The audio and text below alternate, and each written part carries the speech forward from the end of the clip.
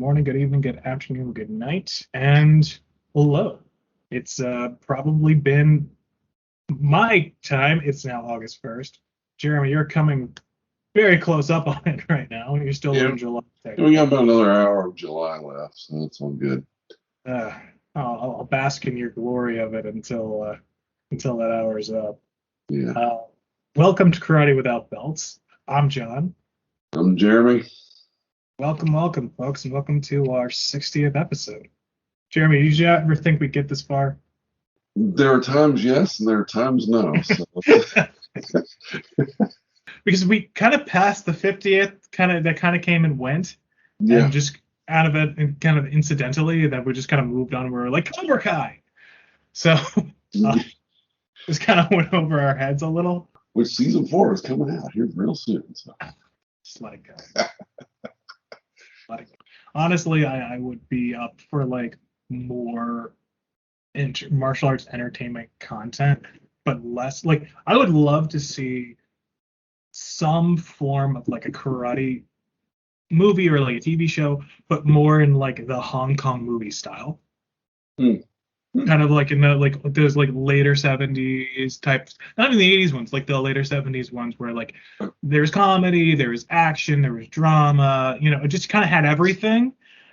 But and clearly that's a very specific part of that like of Hong Kong movie culture. I would just love to see that like happen in Okinawa. Like I think that would fit in a very unique way.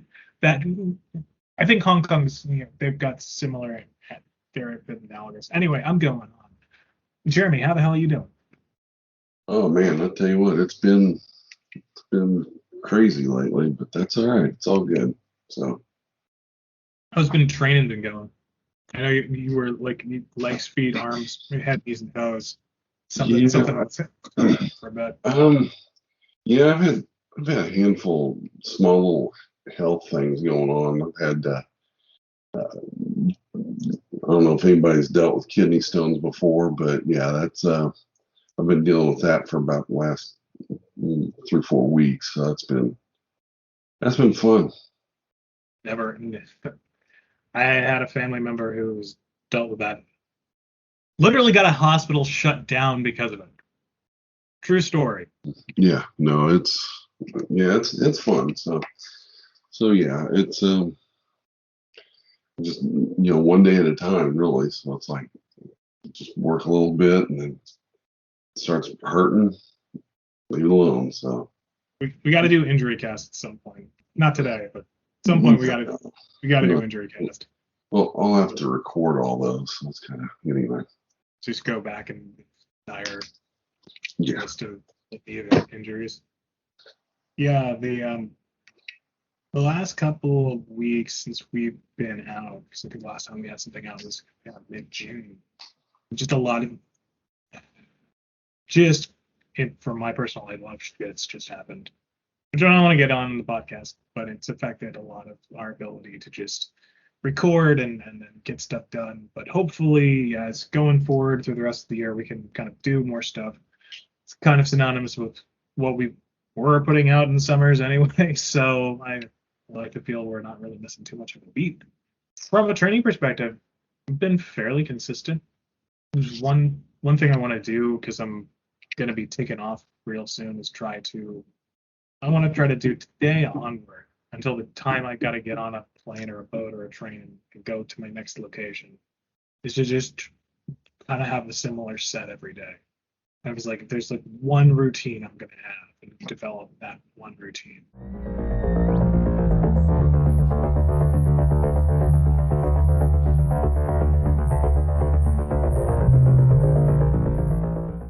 I guess we can say we're recording this at the height of the Olympics, yeah.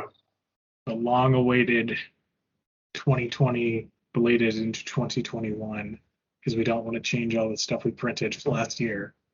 Hey, it costs money. I get it. So hey, what it is. So Yeah, and I think just cross it out and put a one there. It's all good. well, in Japan when you ever make a mistake, you have to do especially on any official document, you got to put two lines through whatever you make a mistake. Put your physical red stamp on top of it, and then put the correction on top. Yeah. So it was a great meme that I saw when they announced it was going to be pushed to the next year. Meme worthy or not, it's happening and it'll be over and that'll be that. So Hmm. speaking of great organizations and things we've seen come to pass, Jeremy, what's going to be our the meat on the bone of today's podcast? Best way to kind of put it. I don't know if I should put it the best way, but anyway. Um, I think the Olympics is almost a decent analogy to or parallel to kind of what we're talking about because of all the things that have recently come out with like Simone Biles and Naomi Osaka and kind of the goods and the bads of having something like the IOC, yeah, where he's what is the meat on the bone today, as it were. I would say the meat of the bone is going to be basically whenever you're training, how does it tip over from seriously training into more of a political stance? It goes from training to more, I don't know, mental and political and all that kind of happy stuff. We've talked about organizations before as goods and bad, I mean, opposites and ends and opposites. Yeah, But I think the arc we want to take today is how does any organization go from being you and I think everyone's experienced this. You go to a dojo, start training, head teacher there, that head teacher is a part of something bigger. You kind of hear about it, but you don't really experience much of it. Then you actually go to some event where there's more of people of what you do. I think back in the day that was a lot more important than not more important, but more kind of eye opening than it is today because of the internet and all that. And then you kind of realize, oh, there's this greater group of people, more experienced and possibly senior from the person you're actually directly learning from. And that this has a larger history and it's bigger than what you see. And I think also our perspective on who's leading that and how that goes from being a Wrangle guy or a Kai, an organization, to a fragment. and I definitely have some thoughts about it. And I mean, I'm sure we're going to get into it and stuff. I think a lot of it gets to, and just from my past experiences, you'll get into an arena to where it's like, you're just training. It doesn't matter the the surroundings. The surroundings don't have to be nice. It just has to be adequate. Can it hold the number of people? Can you actually train? Like one of the places I remember training at was, man, it's been over 30 years ago now. Used to hold a seminar in this gym that was in a not very good area of Kansas City. And I mean, there'd be gang graffiti, there'd be all sorts of stuff all over it. But Sharks and Jets. whatever. I don't know, don't care. I mean, I really don't. It's like, I mean, the first time you pull up the building, you're like, what the heck did I get into? But it was adequate. I learned some of the best lessons and probably drove me to continue to train for 30 years from some of those lessons from that place to where it's like, well, let's get a place that's a little nicer and maybe more people will come or I think that's kind of the attitude. And then, if you have it at a hotel ballroom or something like that, well, okay, well, I've trained an hour, I'm going to take a nap. I'm going to go to the buffet. I mean, those resources were there on site to where you couldn't escape it and just train. Where as opposed to the previous places, like this is just a place to train. Right. We're not talking specifically a day-to-day type of deal. We're talking about events or something that an Right. organization will put But together. but I mean, I think that kind of explains kind of what we're actually talking about. And I think eventually the organizations get from what do you need to what do you want. Hmm. That's a very interesting path to take because that is, and I feel that that's kind of the cycle of any organization to a degree Right. because But then to add on top of it, okay, what do you want? But how do you manage what you want? And what do you do when you get it? right, and then like I guess we can maybe back up to you're the guy on the dojo floor going to the Monday Wednesday class or whatever, right? Yeah. You're training every other day or whatnot, and then you're joining your fellows, your the people who are you're training with to go meet more people, Hmm. and kind of the excitement of that, the thing, because for me, I was always like the kind of the greatest thing to just get together with a bunch of people Hmm. and train from like all over. That stuff's awesome. That's great. Oh, And I think it sucks what's happening now. But I mean, eventually it'll something something will get better in some way, and that'll be able to happen again. But the fact that you can get a bunch of people in the same room from a bunch of different places and just get on the floor, you don't need something big and fancy. no. Mm-mm. No, you don't.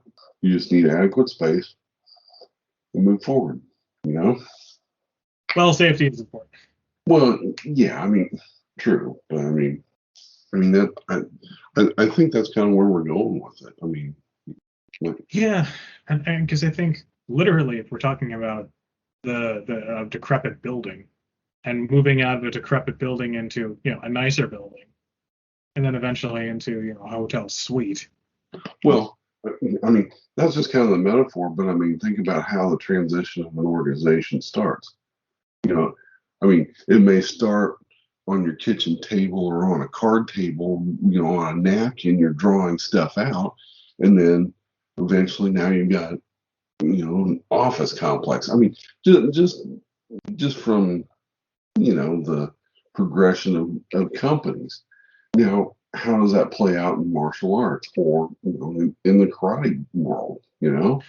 And it's interesting because karate is always because unlike other martial arts that tend to have the one or two big organizations, and people kind of branch out from them, right? Hmm. Especially like talking about like Nihon Budo and stuff like that.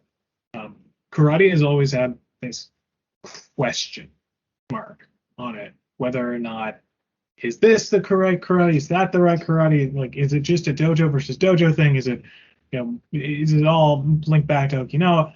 I feel especially in the international community outside of Okinawa, that question mark continues to raise itself rather than like judo or aikido, which Yeah. tends to be very solidified in what their organizations are.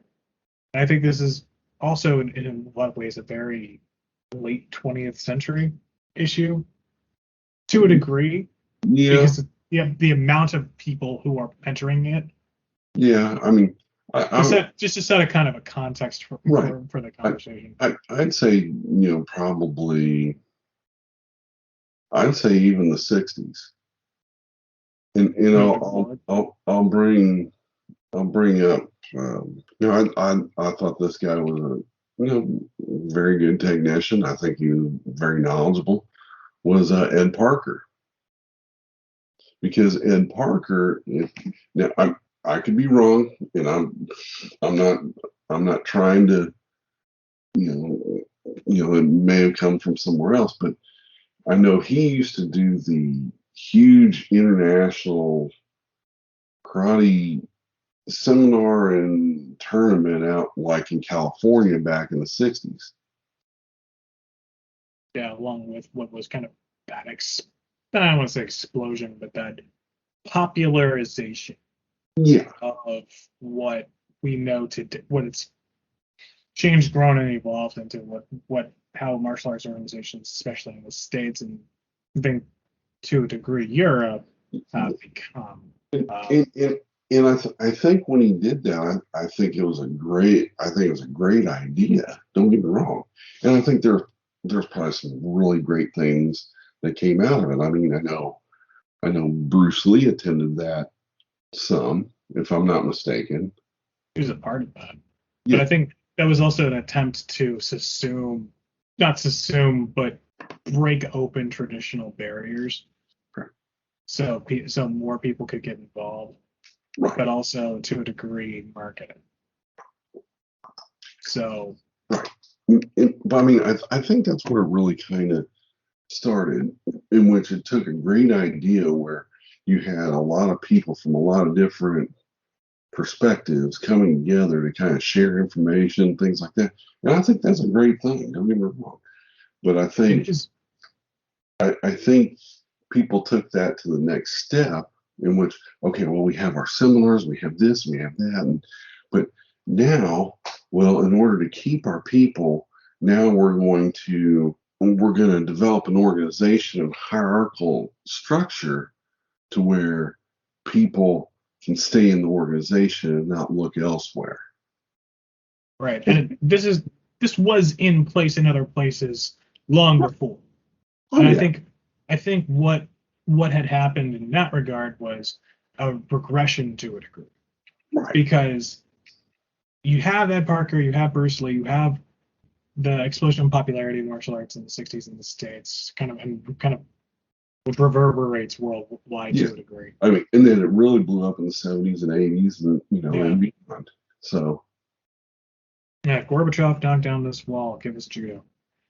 So I guess that's one way to look at it. But look at where that attitude's gotten us today. So, yeah, yeah.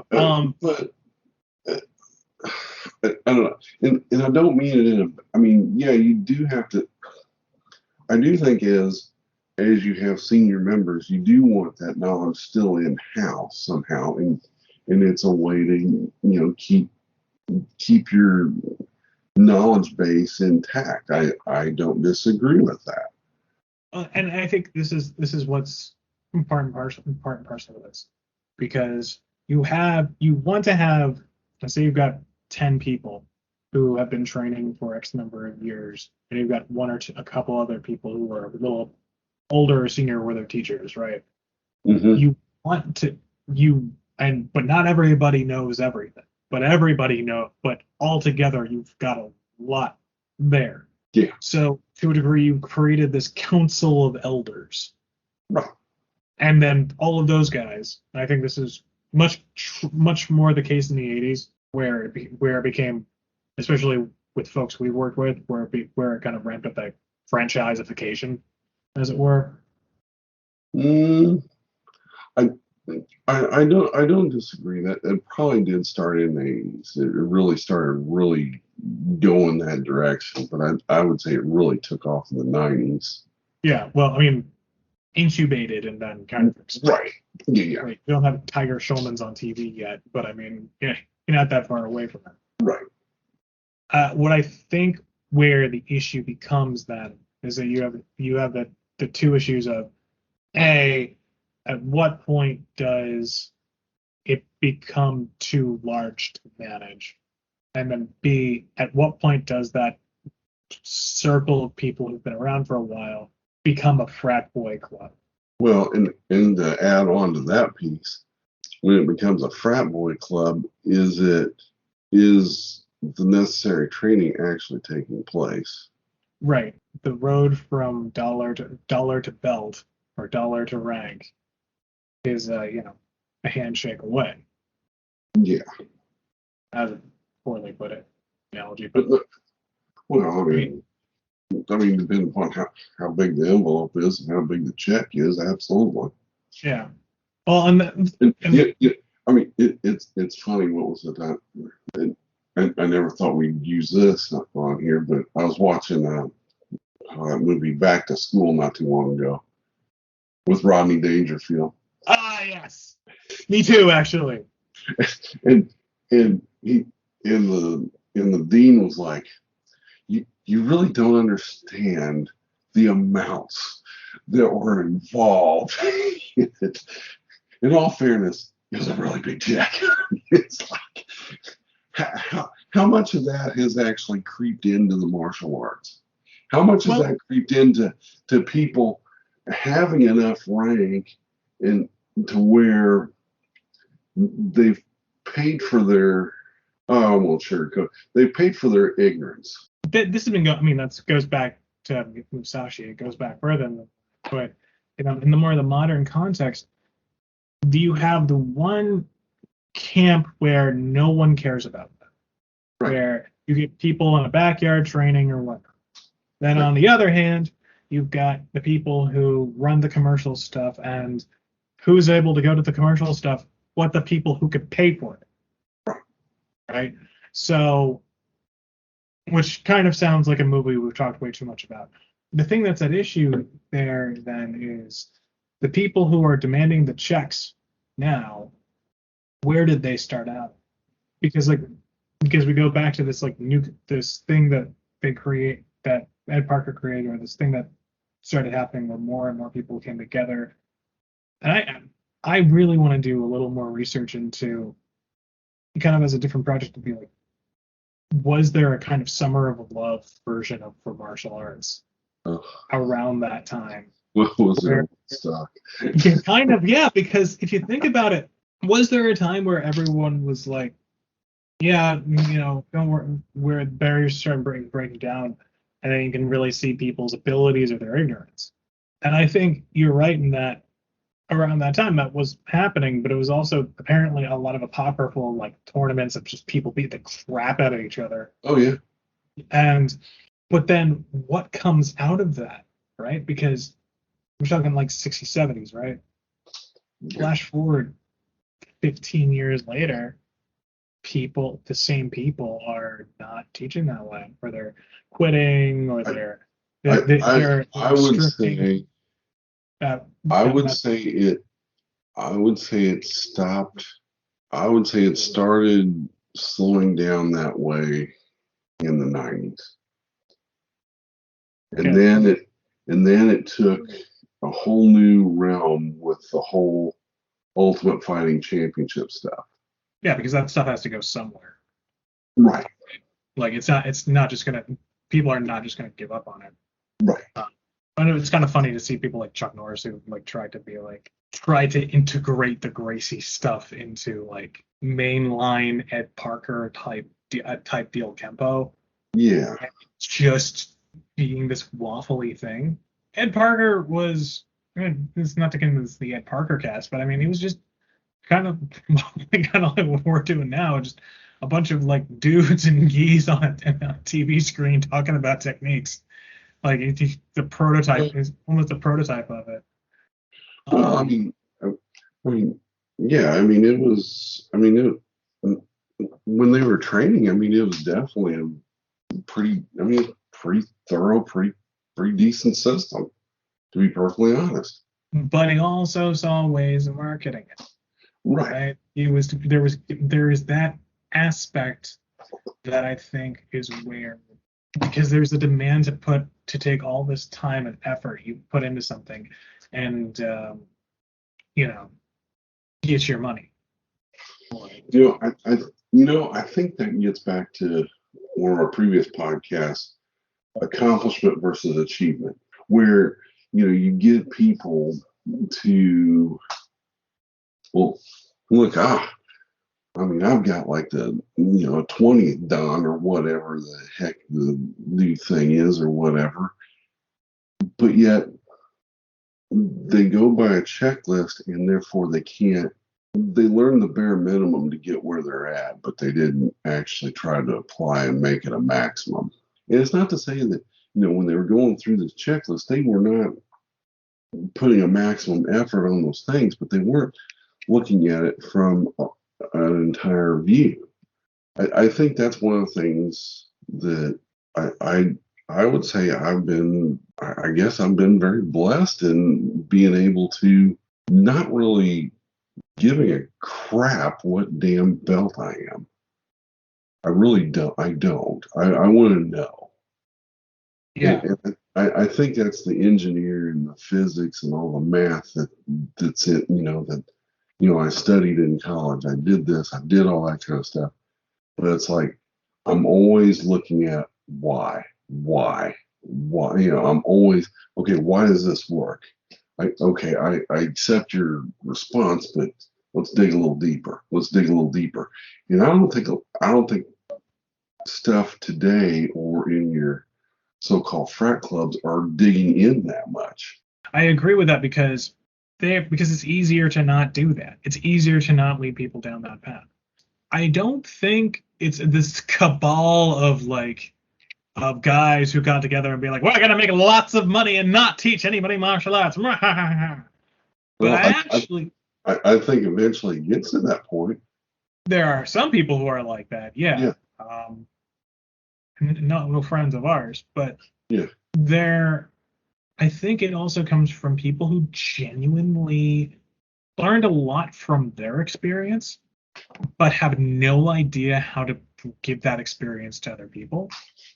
So they don't know how to work them through or give them even a similar experience or an experience that's worth give an outcome they understand. Because they might not have understood why they're at their point. They're just good at that thing. And so they're at that position of skill, but they're not at this they shouldn't be at any way to make decisions for others. Well, now you bring in a whole another thing that I'm picking up on, and that is how do you teach it? And I think that's one of the things to where it's like this is kind of where I'll probably catch I'll probably catch actual hate mail going through you, but this is where I disagree on standardized testing. I understand the standardized testing piece of it. I get it. But if you're truly learning stuff like this, there's not really a standard to go by. And in order to have a teacher, it's much easier to teach using a standard checklist. This, that, go down the list. Did we do it? Okay, we did this kind of 4 times. We did this kind of 3 times. Okay, yay! Whatever, we get a belt. Woohoo! No, I mean, why are you doing this? What is the application of this? What can you make from this? And I Where think can you see this come out at? that's where the flaw of the organization is, right? What you only get like so much time with so many people at a certain location, and if you're trying to centralize the or how like what we went through was centralizing ranking where the ranking can only be done once or twice a year in front of 1 or 2 people, right? You have to pay X amount of money, and then no one's attention's anywhere because everyone's attention's everywhere. I thought that was in a way not a bad thing in order to control it and to basically set a baseline on what you're doing. Right. But when that baseline becomes 1, 2, 3, 4, as opposed to what knowledge does this person really possess, I think that becomes the problem. And I think that goes into the attitude. Because a long time ago, an instructor asked me a long time ago, they were like, so do you want to learn Japanese style or Asian style? Or do you want to learn dumb American style? And not to be insulting to Americans, but it was like, and whenever the first time I was asked that, I was, you know, kind of a ticked off red Americans, like, damn it, get crap off. But then I understood kind of what I mean. After I got over my little, upset, I stepped back and looked at it. I was like, what in the hell is he really asking? And when I really looked at what he was really asking is, a lot of times Americans want nice, neat package deal, as opposed to how do you put it all together? Well, you see, I a you're saying we're going to get hate mail for your dunk on standardized testing, but when you just say that, I'm just like, what do you mean we're not going to get hate mail for that? But No, no. But B, I, but I, I'm but interested. I What's hope. the complete the story? What was the follow up? Because I'm interested to like. I remember maybe a little you talking to me a little bit about this. What was the follow up there? The follow up was, What was your answer? I guess what was it? What was the I, way you approached I it? mean, my answer was no. I want to learn, Japanese, Asian style. But I mean, basically, it was like, okay, I say if I mean, I understood enough to where it's like, if I said no, I want to learn American style, I wasn't going to get taught squat. I understood that right there. Hmm. Yeah, I understood if I said this, I was going to at least get down the path where I wanted, even though I didn't know what that path was. I You I see, I at least knew that. I may have been stupid as all get out whenever I was training with this person, but I at least knew that much. there was the choices were presented to you in that way, but I think in a lot of ways, for as problematic as that statement is, as problematic, Hey, hey, that problem. hey that was in the '90s. Let me tell you, For that was something in like the that. '90s. That was Um, that was before all the goofy stuff that's gone on since then. So it's like, all right, so but the way that's presented is that I do not feel if you have because that's one teacher talking to one student, and it's one on one, and you had that experience. right. If you're talking about a larger group, and if you're talking about like the frat boy society, they're just gonna make you get up there and do whatever they want you to do, and then they're not gonna really worry. They're gonna, if someone's got skin in the game, somebody or somebody knows somebody, there's a handoff or a pass off, right? You Well, wouldn't even I, get that I'm question. I'm going to disagree with you a little bit on this. I see where you're going with it, Yeah, but this is kind of where I'm seeing it as is like that kind of teaching leads into this way or that way. I mean, you basically have your fork in the road, right. and basically, I think how it's been shown is like American style teaching is very segmented, very this. It's very point of fact. Here, this, boom, boom, boom, boom, boom, boom, boom. You're not really showing how to connect how all this works. If that, and I think that leads down the road to a more frat boy kind of club. I would say that maybe that's true.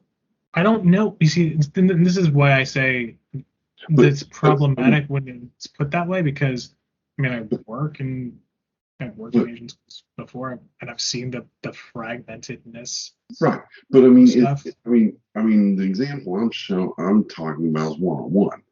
Right. But but still, whenever you're teaching a group, you can fragment that as how I'm going to teach, or this is how I'm going to teach. And that's kind of where I'm kind of getting. Yeah.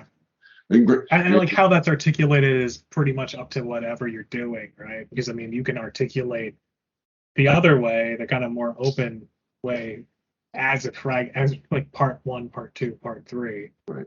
as And, opposed to having just a checklist of saying do this gotta do that gotta this gotta do that gotta and that just being like, yeah, it's very straightforward, but right. it doesn't you're not learning anything outside of just like what the form of it is. Yeah. And I mean, I get the standardization whenever you're starting to deal with rank, because if you don't somewhat standardize on, and I kind of saw this a long time ago. If you don't standardize on that rank, hey, this is your checklist on what you need to learn, and da da da da da da da. If you don't do that, then you get little Johnny's parents or little Susie's parents all mad. They learned all this stuff. They did it in front of you, but they're not getting promoted. What's the problem? It's like I see that point. I see to that point. If you're building an organization and you're dealing with rank, yes.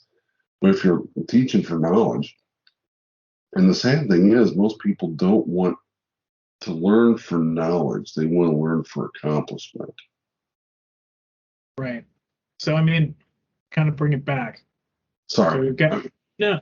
You're right. You're 100% right because this is where the issue becomes where you get the frat boy syndrome that because to why are they the frat boys?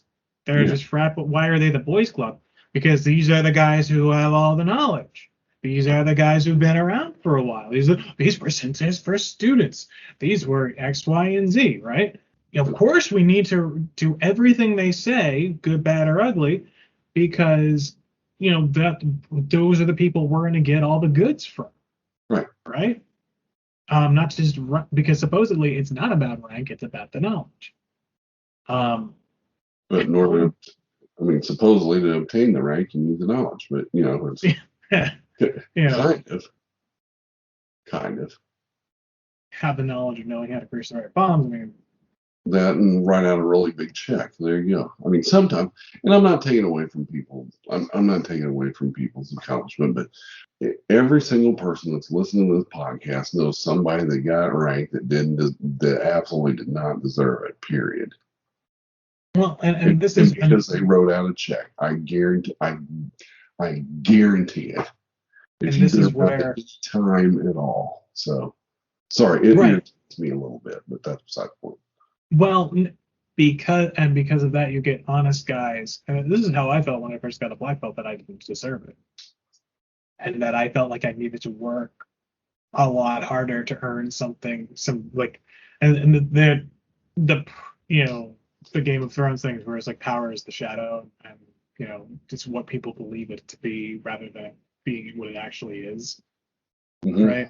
So this quote unquote council of elders or the Kyoshi Kai or the whatever. Whatever. Oh, it has everything, and you need to do everything for them. Well, at the same time, you're not. You're either getting what you want, but as opposed to what you need, Yeah. without seeing a real reward for it or seeing anything really for it. So, like, let's use an example of you wanted to learn these 5 kata or this secret kata or this kata they don't teach anybody else but the Phyton, and you finally get it, and then okay, you went through this 150 steps to learn this form. What good is it if you don't understand it? Right. And And then so these guys are constantly put something out in front of you or kind of smoke in the mirrors more just to grip something from you. But I feel there's probably an attachment to the authenticity there that's yeah. still there from those people working for them, Yeah. as misguided as it could be. Yeah. So sorry, I'm laughing because I just kind of remember one of the first lessons I kind of taught you, Right. and it was we were at a seminar and you were talking about, yeah, I learned this kind of this kind of this kind. I'm like, well, great. What do you want, a cookie? How the hell do you use the damn thing? It's like, and I think that's probably. I think that was kind of the slap across the face to wake you up. Like, oh wait a minute, what is the goodness of this? Yeah. And I think sometimes people need that. I need it every once in a while. But then, like, how do we create the? Do you want a cookie organization? Because you're always going to have some people are going to grow together, right? I Right. mean, humans are a social animal. We've realized this now more than ever after a year of having everyone like locked indoors, Right. right? Either that or people go feral. How do we create something? Because you eventually have to be a part of something. You can be a part of something with 2 people. You can be a part of something with 5 people. Be a Right. part of something with 50 people. Yeah. What's the way of maintaining that authenticity, that hunger for knowledge, that hunger to be good, I without think sacrificing integrity for the boys' club? Or do we always have to grease bombs? well, I think it gets down to the principles of the organization. Because I think once it's compromised, it'll always be compromised. So there's no way of restoring it or purging not, the not bad to elements while keeping the good. not to that level. No, I mean it's pretty. I mean, even if you try, you've got people that know what has happened. Therefore, at that point, you've lost respect, you've lost integrity, you've lost honor in some way, shape, or form. Now, is it something that's like a one-time deal? Maybe. Maybe you learn from it. It's like, no, we'll never have it again, but that still damages that record. And I think everybody comes up across it. I think everybody does. Yeah. And I think probably a lot of places, sometimes the wrong decision's made, but what do you learn from that mistake? I mean, to err is one. I mean, there's always going to be errors in judgment. There always are.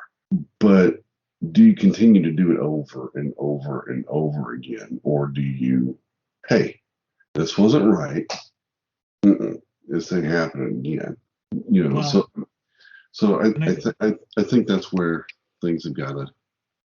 I think that's where you get back to your principles and stuff. So can it be large, or can it only be a small scale? Because I think to kind of be more actionable in terms of all this, I think you have to throw away the franchisization. I do not. I think at best, you can be friends with someone. You can go and learn from somebody, right? But this idea of building a franchise, I use franchise in the form of like, we have dojos in Mississippi, Alabama, Louisiana, all of the all no, of the farm belt, right? no, I get that. And internationally. Like I feel that the day of that, though people are trying to really hold on to it, is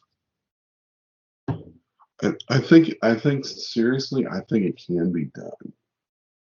But what are those core principles that you believe in that you're going to transfer over to other people?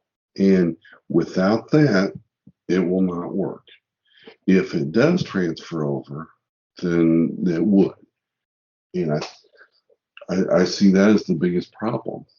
And that's where I would say that's where I would diverge and say it needs to always come from an house.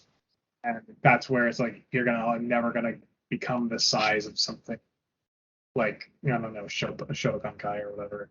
It always has to come from an house because how do you know the person, right? Like how do you know the people? Like can you accept the fact that you're essentially giving somebody license to use whatever you're doing, assuming what you're doing is worthwhile, right?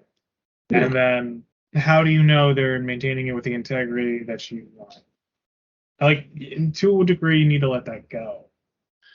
Because if we look back at the boys' club, how much did they care about that integrity? How much Right. do they care Well, about that right. knowledge and the pursuit of that? Right. Like, if you kind of raised people up to understand that, and you've seen them on the dojo floor every day, it's much different than guy from somewhere else, been training somewhere else, meet him once or twice. Yeah. He writes you a check and you let him wear some patches. Yeah. It gets down to trust. And and you mentioned it. I mean, there is definitely that, training of information to, for them to better themselves. And don't get me wrong. I mean, I learned that lesson early on as an instructor. I had a guy who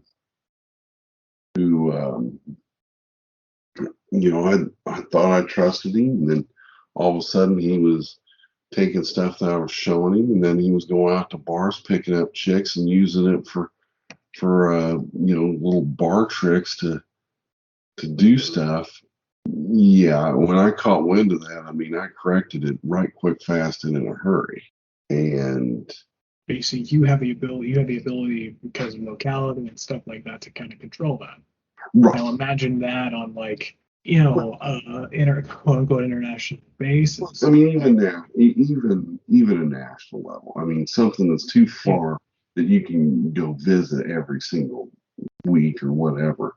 Yeah, I mean, don't get me wrong. I think you've got to build up to that. You definitely have to build up. I mean, you can't just come overnight. And sometimes things grow faster than what you're ready for. But I think if you've got these core principles in line, lock, stock, and barrel, I I do think you can scale it, but it becomes a big trust issue.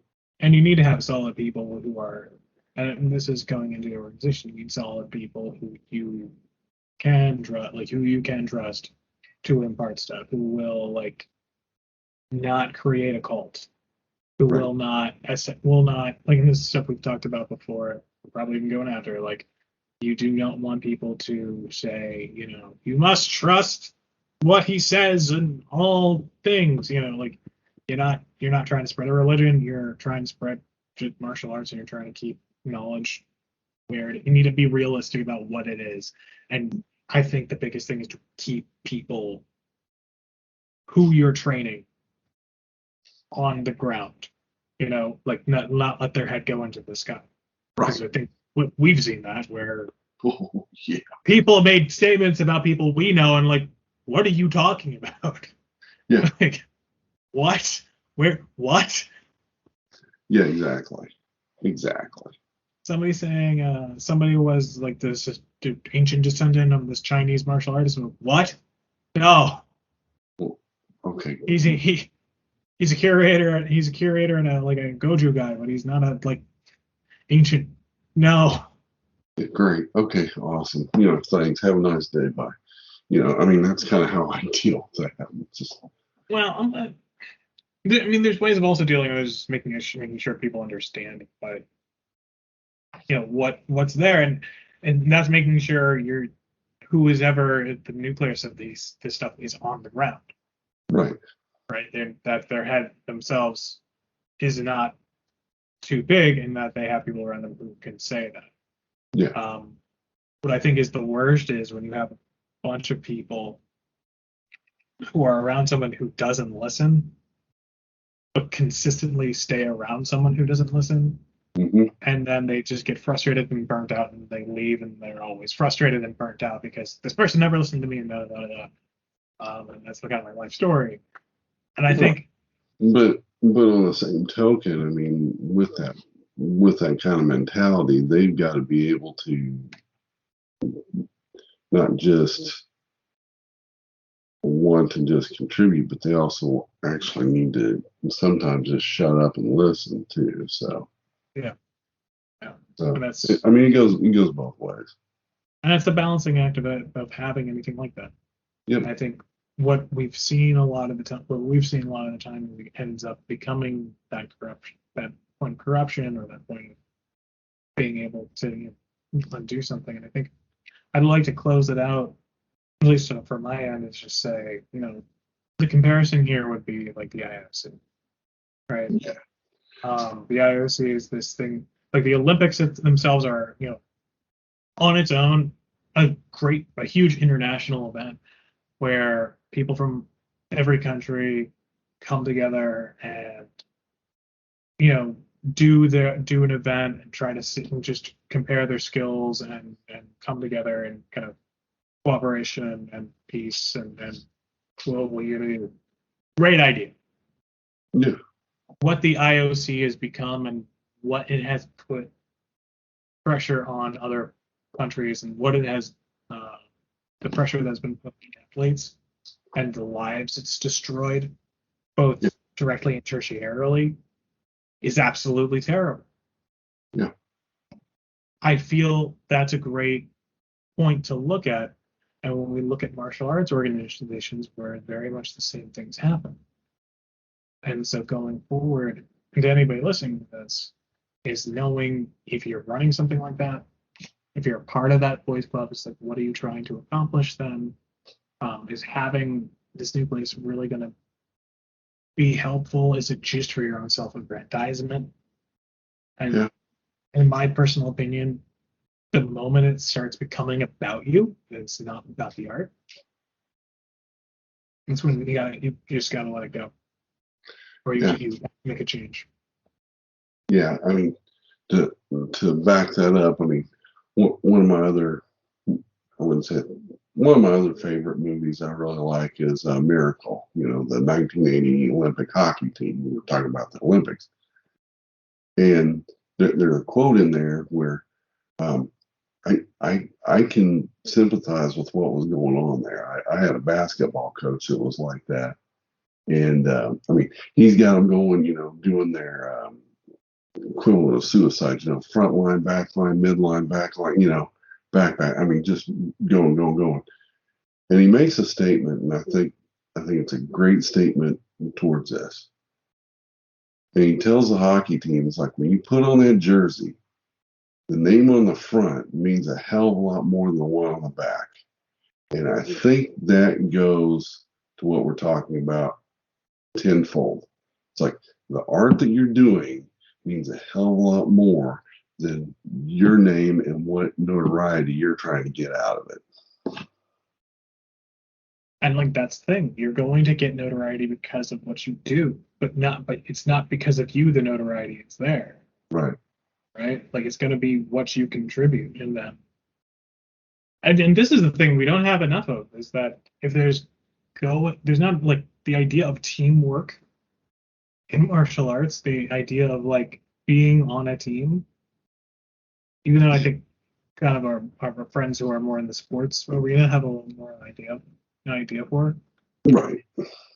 But yeah, I feel that that is somewhere I hope people who are listening to this and karate in general goes towards. And if these organizations, big, small, or medium, go towards. And I feel there's enough people out there who understand that, but there's also not enough who do. Right. Absolutely. Absolutely. So cool. So, Jeremy, what do you got going on this week in terms of training? Uh, Basically right now just taking care of my health and hopefully pass the rest of my kidney stone. That's the main thing. So I know that Kidney sounds like a lot. cast, Huh? kidney cast, stones cast. Yeah, whatever. Yeah, whatever. Just It's need that to. is something I live in constant fear of. But Ugh, yeah. So that's what I got going on. I mean, and you know, training in between there, but you know, just hopefully the pain doesn't get too bad again. So well, we hope it's expedient. We hope. I really do hope it's expedient for you. yeah, I'm getting tired of drinking as much water as I am. Holy cow! So anyway, as I drink more water. So. There we go. I'm working on just keep it steady on what I'm doing, and then hopefully, you know, what I'm gonna try to make some good out of what's happening, and maybe have some more stuff in line that's maybe more on the interview side. 'Cause I'll maybe have more access to more people, but we'll see. Still, you know, just keep working to build ideas and get more people together and stuff like that. Cool. Cool. Well, Jeremy, thank you for coming on. Always glad to have you on. Um, and yeah, happy 60th episode, folks. Don't forget to keep training. Take care.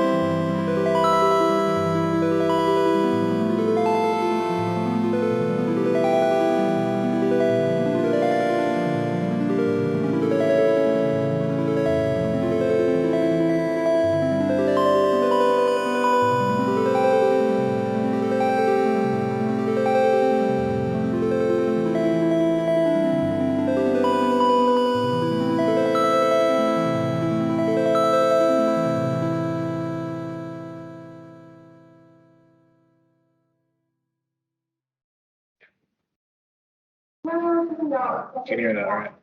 Mhm. 7 times a day. Mm. It's one of the one things I'm looking forward to not having to deal with anymore. I got Sorry. you. No, didn't mean to derail your thought because I agree with that because